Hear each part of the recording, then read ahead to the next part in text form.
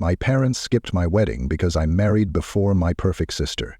Now, their perfect family image is finally crumbling. 1.4. For as long as I can remember, my sister Clara was the golden child. She was brilliant, beautiful, and effortlessly charming, a model of perfection. And my parents adored her for it.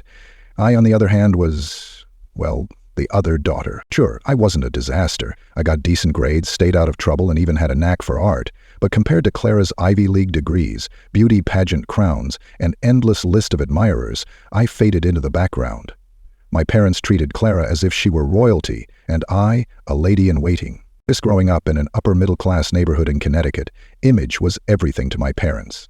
My mother would host lavish parties and brag about Clara's accomplishments to anyone who'd listen. My father? He thrived on telling his golf buddies how Clara was going to become a successful surgeon. My achievements? They were polite footnotes in conversations, if mentioned at all, but I never envied Clara. Truthfully, I loved her. She was my sister, and beneath her perfect exterior she was kind and supportive, though even she couldn't deny the favoritism. "I know it's unfair," she once said, "but Mom and Dad are obsessed with appearances.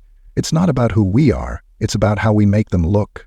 Clara's words echoed in my mind years later, as I stood in my wedding dress, clutching a bouquet and scanning the rows of seated guests.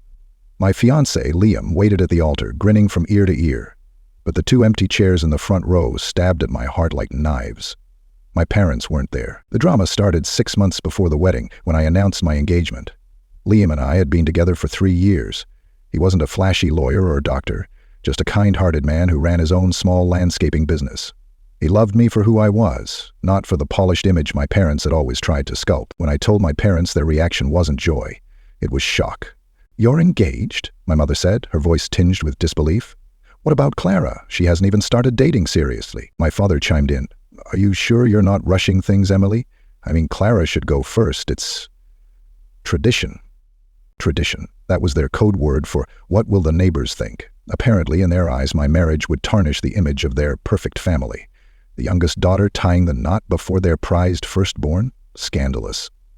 Expectation settles into the right levels and actually translates into appreciative strikes. The technique used to increase the levels of circadian rhythm, how to create expectations more acutely. Clara, to her credit, was thrilled for me. "Don't let them ruin this," she said, hugging me tightly. "You deserve to be happy, Em." But my parents were relentless. They began finding excuses to delay the wedding. "Why not wait a year?" my mom suggested. "Give Clara some time to meet someone." When I refused, their disapproval turned icy. They criticized everything. Liam's job, the venue, even the guest list. Eventually, they delivered the final blow. "If you go through with this, don't expect us to be there." I was heartbroken, but I didn't back down. Liam and I went ahead with the wedding, surrounded by friends and family who genuinely cared for us. Clara attended, of course, and she was the one who gave me away. The day was beautiful, but the empty chairs remained a painful reminder of my parents' absence. I told myself their approval didn't matter, yet a small part of me longed for it. Then, a few months after the wedding, cracks began to appear in my parents' perfect family image. Clara, the golden child, dropped a bombshell. She wasn't interested in getting married or having children. "I've been living for their expectations my whole life," she told me. "I'm done." My parents were devastated. Their dreams of picture-perfect family gatherings and grandchildren were crumbling. And it wasn't just Clara. My father's business faced financial trouble, and my mother's social circle started shrinking as whispers about our family's scandals spread. One evening, I received a call from my mother. Her voice was uncharacteristically soft. "Emily," she began hesitantly, we've made mistakes." I wanted to feel triumphant, but all I felt was sadness. "Mom, I've been waiting my whole life for you to see me for who I am," I said.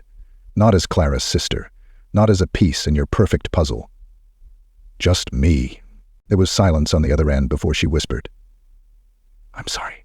It wasn't an instant reconciliation, but it was a start.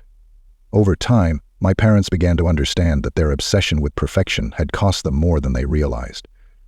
Liam and I welcomed our first child a year later, and despite everything, I invited my parents to meet their grandson. When they arrived, my mother cried as she held him.